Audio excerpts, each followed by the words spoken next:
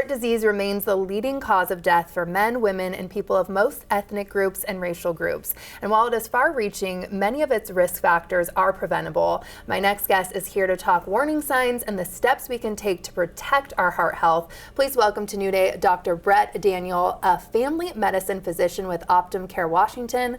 Thank you for being here today. Thank you for having me. Yes, so why is keeping our heart healthy so important?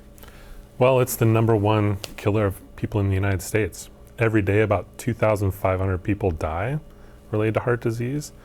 And so the more we can do to prevent it, the better for everybody, for families and everybody. Yeah, and you have a personal story, right, as well? Yeah. When I was 33, which is 17 years ago now, I was one of those runners you hear about that was out with my wife and 1-year-old at the time and just collapsed. No. And went into cardiac arrest, and the medics came and shocked me 4 times, and my wife gave me CPR, and I was saved. And so ever since then, I've felt like I've had a purpose to kind of promote better heart health and help people understand it a little bit more. Definitely using your platform for good. Yeah. And what are some of the key risk factors for heart disease that people should know about?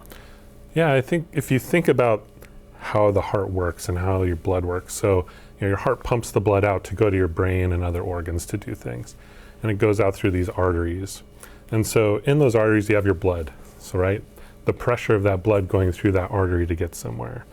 You have plaque from like cholesterol that lines those arteries, and the more plaque you have, the more pressure you get going through there. It's kind of like when a hose, you put your thumb on the end of a hose, the pressure gets higher.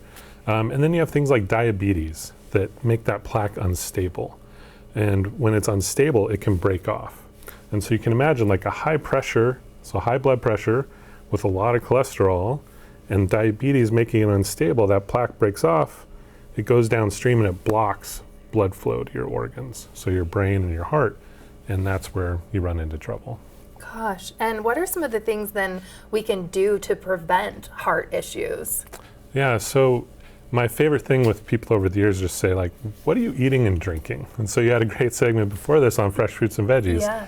You know, food is fuel, food is medicine.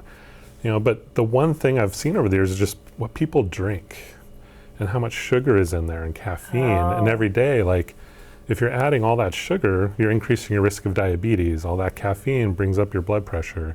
And so those are some of those contributing factors.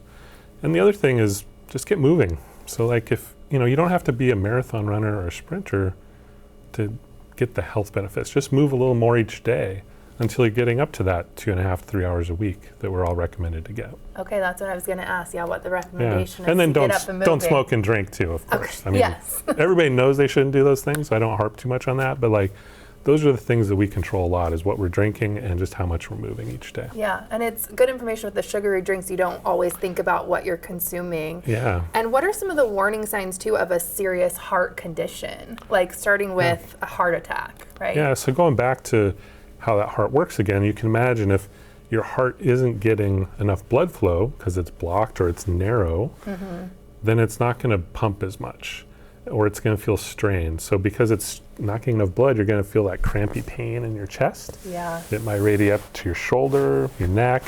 So like when you're doing things that stress your heart, it could be mental, it could be physical, you'll feel that, and then because it's not pumping as well, you might feel a little more short of breath when you're going up steps or on a normal walk where you weren't.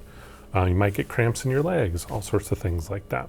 Yeah, and stroke as well too, right? Yeah, so stroke, because that's the brain, again, you're getting those narrowings and blockages, it can affect like sudden dizziness.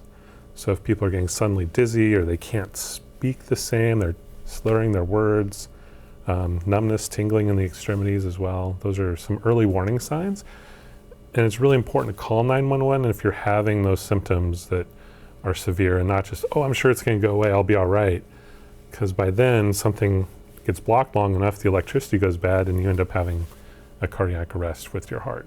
Yeah, I think it's like not being afraid to call 911, because you always don't want to be a bother and things like that, but it could really be life and death in those situations. Absolutely. Right? Yeah. Okay. Time is brain. Okay. And why are the important screenings or tests, or what are they that people should be talking to their doctors about right now? Yeah, know your numbers. What is your blood pressure? What is your cholesterol level?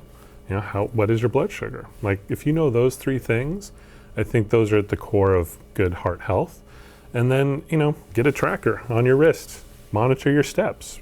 How many steps am I doing today? I'm going to try to do a little bit more tomorrow, and just build up to you're getting that 5,000, 10,000 a day, whatever your goal is, but just a little bit more each day. And is there anything you want to, say to people watching at home? Like, is a tip like that to maybe get a watch or something to be able to know your numbers like that, or any other tips that you just think is really important for people to know about heart health?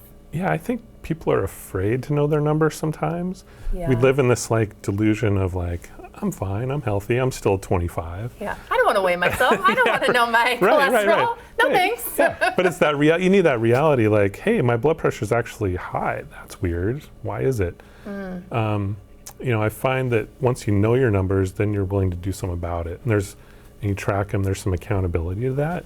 And so it just helps to kind of give you something to work from. Definitely. Thank you so much for being here and sharing your personal story. We really appreciate it. Yeah, thanks for having me and sharing the message, and keep your hearts healthy, everybody. Definitely. And to learn more about Optum Care Washington, please visit the website that you see right there on your screen. This portion of New Day Northwest is sponsored by Optum Care Washington.